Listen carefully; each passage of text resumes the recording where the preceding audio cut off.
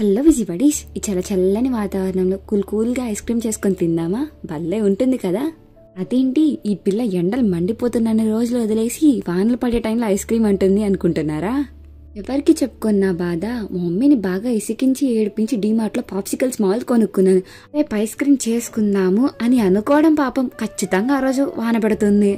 ఇలా వాన గురించి ఆలోచించుకుంటే ఇంక ఇది అయ్యేటట్టు లేదులే. ఏదేమైనా వాన పడినా సరే ఐస్ క్రీమ్ ప్రిపేర్ చేయాల్సిందే, మౌల్స్ ఓపెన్ చేయాల్సిందే, తినాల్సిందని గట్టిగా ఫిక్స్ అయ్యా.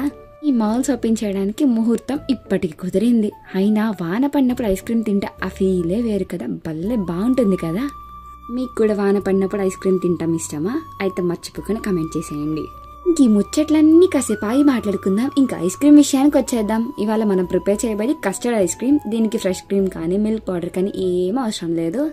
ఇంకా ప్రాసెస్లోకి వెళ్ళిపోదాం. ఫస్ట్ స్టవ్ ఆన్ చేసుకొని ఒక పాన్ తీసుకొని అందులో 1/2 లీటర్ మిల్క్ తీసుకోండి.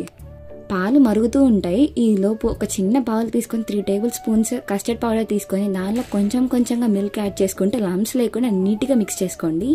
పాలు బాగా మరిగాక క్వాంటిటీకి తగ్గట్టుగా షుగర్ వేసుకోండి. మనం తీసుకునేది కస్టర్డ్ పౌడర్ కాబట్టి ఖచ్చితంగా షుగర్ ఎక్కువే పడుతుంది, కాబట్టి చూసుకోండి. ఇన్ కేస్ సరిపోతే మళ్ళీ యాడ్ చేసుకోండి.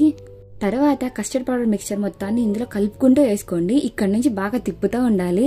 బాగా థిక్ కన్సిస్టెన్సీ వచ్చినాక స్టవ్ ఆపేసి కాసేపు ఫ్యాన్ కింద పెట్టుకోండి.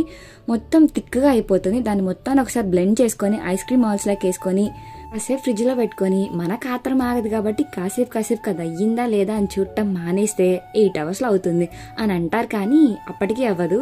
నెక్స్ట్ డే ఈవినింగ్ అయితే పర్ఫెక్ట్ గా అవుతుంది. నాకు కూడా మీకులా క్యూరియాసిటీ ఎక్కువ కాబట్టి పొద్దుదాకలు అయ్యిందా లేదా అని తీసి చూస్తూనే ఉన్నాను. ఆ ఎఫెక్ట్ మరి ఏమో ఆ నెక్స్ట్ డే ఈవినింగ్ కి కాకుండా ఆ నెక్స్ట్ డే మార్నింగ్ కి ప్రిపేర్ అయినాయి. మౌల్స్ తీసుకొని కాసేపు నార్మల్ వాటర్ లో పెట్టండి. ఎక్కువసేపు పెట్టదు, పెడితే మాత్రం బాగా కరిగిపోతాయి. నేను అంతే చేశాను, అందుకే బాగా మెల్ట్ అయిపోయినాయి. ఇక్కడ నా తిప్పలు చూడండి. ఐస్ క్రీమ్ అయిపోయింది అనుకుని ఒక స్టిక్ ఎంత ఎక్సైట్మెంట్ తో లాగానో, తీరా చూస్తే స్టిక్స్ అన్ని విడిగా వచ్చినాయి తప్ప దానికి ఐస్ క్రీమ్ అయితే రాలేదు. ఇంక ఇది ఇలా కాదులే అని చెప్పేసి ప్లేట్ మీద దాన్ని బోర్లా వేసి స్పూన్ తో డమ బాధ అయినా సరే ఒక 3 వచ్చినాయి. మిగతా అన్నిటిని మళ్ళీ స్పూన్ తో తీసి అందులో పెట్టాను.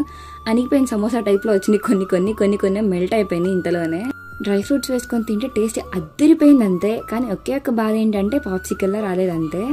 వెళ్ళే ముందు సబ్స్క్రైబ్ చేసుకోండి.